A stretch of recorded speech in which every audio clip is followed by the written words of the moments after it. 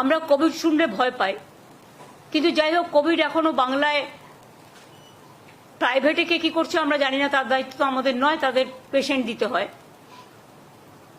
আমাদের সরকারিভাবে যে রিপোর্ট আমাদের কাছে আছে, তথ্য আছে,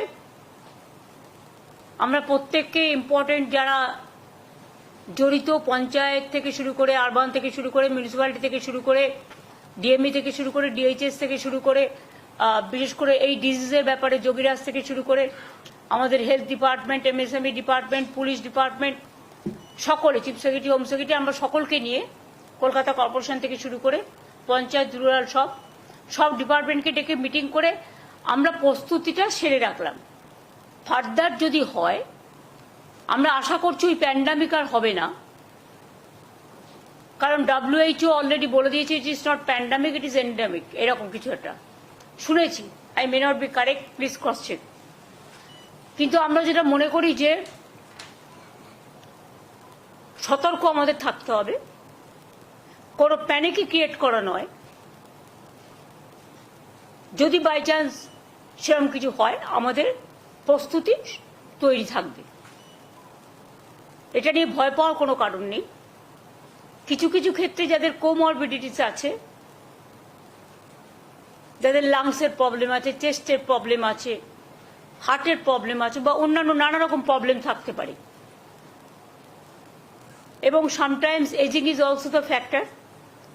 সর্দি কাশি হলেও আমরা ভাবি, সর্দি কাশি হলেও একটা বুকে কফ জমে থাকলে শ্বাসকষ্ট হয়, যার জন্য নেবুলাইজার করা হয়, করে ওটাকে ক্লিয়ার করা হয়। তারা ডাক্তার দেখান, ট্রিটমেন্ট করুন।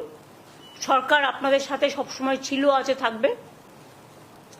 চেষ্টা করুন সরকারি হাসপাতালে চিকিৎসা করার, তাহলে আপনাদের আননেসেসারিলি কোনো একটা অসুখের নামে বেশি টাকা খরচ হবে না।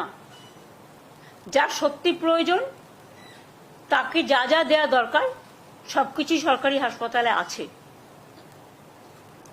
এবং এখন অ্যান্টি কোভিডও ভ্যাকসিন বেরিয়ে গেছে, ভ্যাকসিন সবাই নিয়েছে।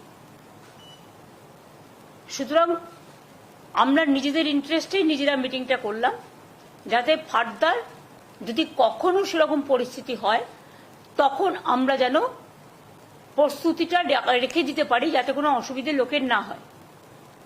কিন্তু এখনই আমরা এ ব্যাপারে কোনো সিদ্ধান্ত নিচ্ছি না, তার কারণ সেই সিচুয়েশন তৈরি এখনো হয়নি।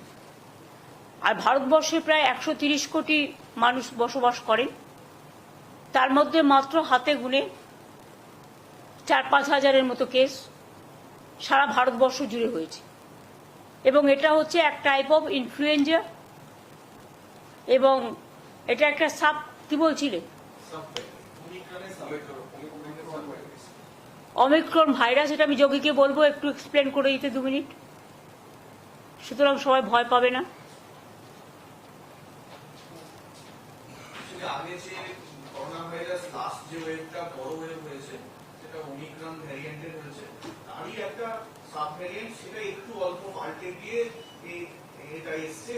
এখনো এই ওমিক্রনেরই একটি সাবটাইপ, এবং এখনো অব্দি সেরকম ভ্যারিয়েন্ট অফ কনসার্ন, মানে যেগুলো বিরাট ঘটনা ঘটাতে পারে এরকম ধরনের ভ্যারিয়েন্ট হিসেবে WHO এটাকে রিগার্ড করেনি, একবারও বলেনি যে এটা ভ্যারিয়েন্ট অফ কনসার্ন। তো সাধারণ সর্দি কাশি জ্বরের মতোই এটি হবে, এবং ছড়িয়ে দ্রুত এই ওয়েভটা চলে যাওয়ারই আমরা এক্সপেকটেশন রাখছি। তবুও ম্যাডাম যেরকম বলছেন সেরকম ভাবে আমাদের তৈরি থাকার ব্যবস্থা করতে হবে। বর্ষাকালে, শীতকালে একটুখানি সর্দি কাশি হয়, সুতরাং সেটারও মাত্রা কমে গেছে, যেটা এনারা বলছেন, মানে বিশেষজ্ঞরা।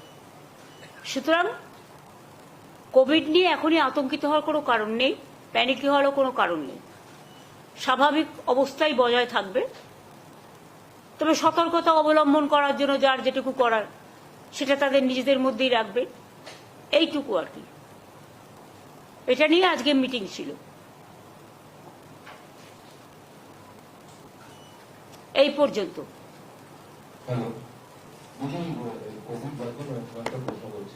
না, অন্য কোনো কোশ্চেন এখানে হবে না।